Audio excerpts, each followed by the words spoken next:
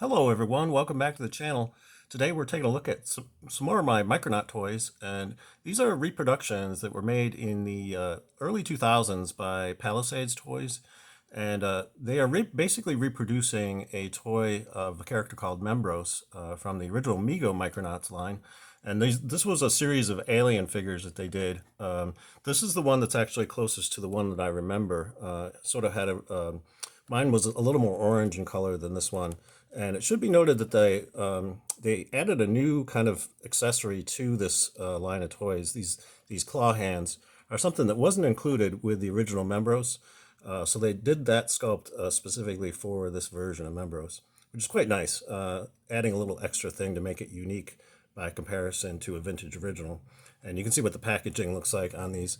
And on the back of the package, you can see some of the other toys that were available, a detailed write-up on Membros over here, and then also credit given to a bunch of the contributors who helped make this toy line possible. So very cool stuff, and I'm glad I kept at least one of them in the package.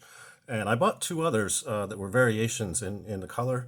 And as I was getting ready to do this video today, actually the arm broke on this one, so at the elbow. So I just taped them together because the plastics on these are quite fragile, and they're prone to breaking. And if you handle it a little too rough, basically you'll end up breaking them, which is unfortunate. There were these quality control issues with this line of toys, and I'm not really too sure if it was something about the factory where they're produced or whatever, but they ended up being very, very fragile, even more fragile than, say, a vintage original.